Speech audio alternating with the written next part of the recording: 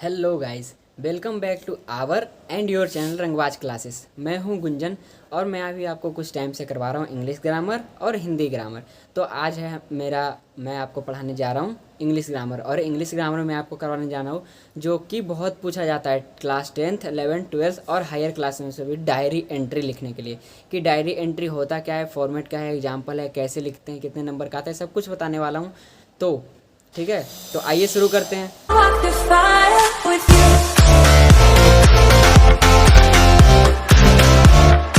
तो देखिए, सबसे पहले बात करते हैं कि डायरी राइटिंग होता क्या है, डायरी एंट्री होता क्या है। तो देखिए, अ diary is a personal record of events and happenings in a person's life. एक डायरी एंट्री जो होता है एक पर्सनल रिकॉर्ड होता है, खुद का रिकॉर्ड होता है हमारा, कि हमारे साथ जो भी एक पर्सन के लाइफ में जो भी घटनाएं घटी हैं, जो भी हैपनिंग्स हुए हैं, उन सब का।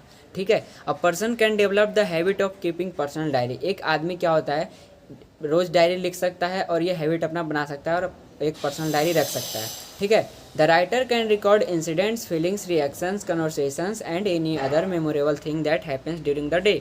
जो राइटर है, जो डायरी लिखता है, वो क्या क्या करता है, दिन में उसके साथ जितनी भी चीज़ें हुई हैं, जितनी भी घटनाएं घटी हैं, अपनी फीलिंग्स को, अपनी रिएक्शंस को, अपनी कन्वर्सेशंस, बातचीत को, और अपनी मेमोरेबल थिंग जो कि एक मेमोरी के तौर पे रखना चाहता है, जो कि एक दिन में उसके या साथ होता है, उसको लिख सकता है, उसको अपने पास रख सकता है डायरी एंट्री के तौर पे। ओके, अब देखिए, as we know that a diary is a personal record. जैसा कि हम जानते हैं कि जो डायरी होता है वो हमारा एक पर्सनल रिकॉर्ड होता है, हमें हमारी चीज़ें होती हैं वो उसमें। ठीक है, diary writing can be done in any language. ये किसी भी लैंग्वेज में हो सकता है, किसी भी भाषा में हो सकता है।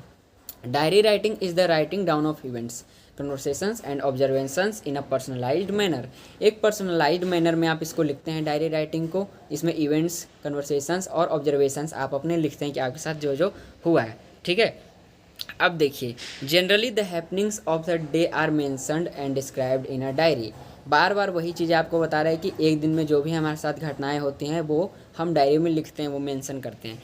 It is written in first person in past tense. देखिए, ये जो लिखता है वो फर्स्ट पर्सन लिखता है, यानी कि हम और आप लिखेंगे अपनी अपनी डायरी दोनों अलग अलग, और ये हमेशा पास्ट टेंस में होता है, भूतकाल में। ओके, अब देखिए, diary writing topics, diary entry topics. Diary writing बोल लीजिए या डायरी एंट्री टॉपिक, इसमें क्या क्या होता है, कैसे लिखते हैं।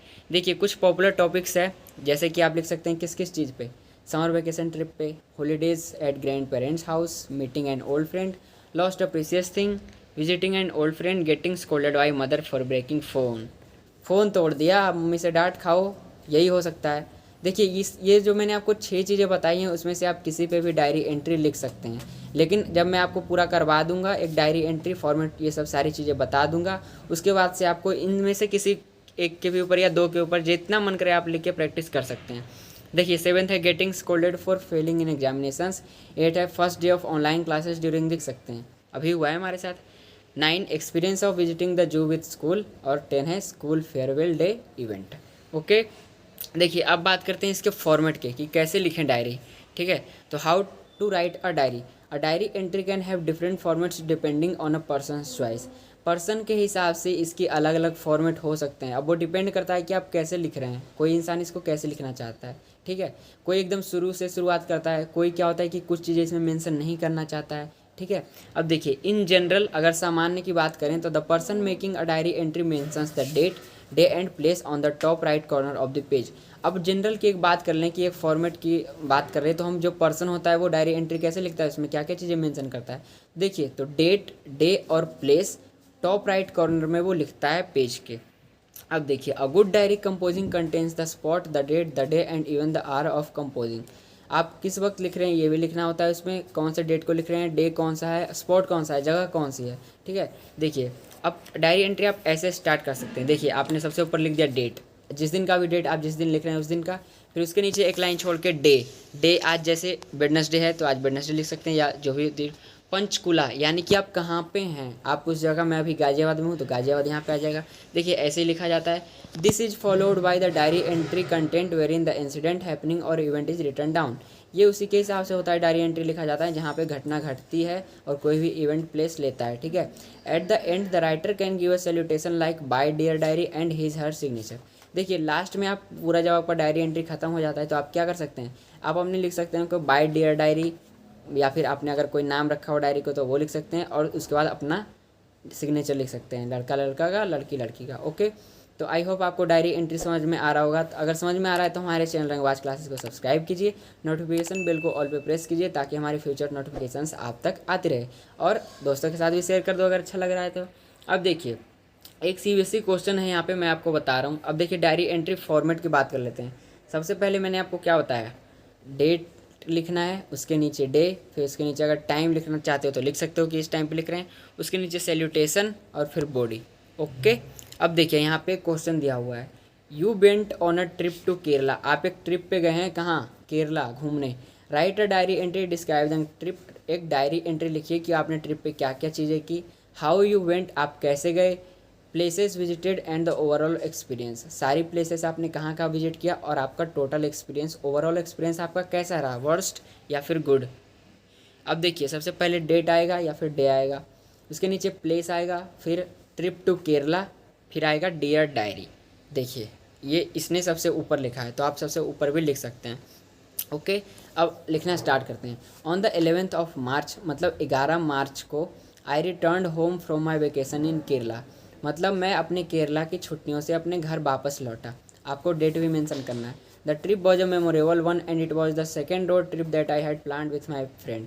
ये जो ट्रिप था वो बहुत ही यादगार मुझे रहा, यादगार रहेगा क्योंकि ये मेरा सेकेंड रोड ट्रिप था, और जो कि मैंने अपने दोस्तों के साथ प्लान किया था, अपने दोस्त के साथ गया था। We started from Mumbai on the 4th। हमने 4 तारीख को मुंबई से स्टार्ट किया था अपना trip. The route went along the western Ghats and the science scenic beauty left me spellbound. मतलब ये जो रूट है वो कहाँ से स्टार्ट हुआ था, वेस्टर्न घाट वहाँ से होते हुए गया, और वहाँ की जो ब्यूटी है उससे मैं प्रसन्न हो गया, मतलब उसमें मंत्रमुग्ध हो गया, खो गया उसमें। We crossed several rivers and rivulets and had a night stop at Goa too. हमने बहुत सारी नदियाँ पार की, बहुत सारी चीज़ें वहाँ पे पार किया। उसके बाद से हम रात को कहाँ रुके, गोवा में।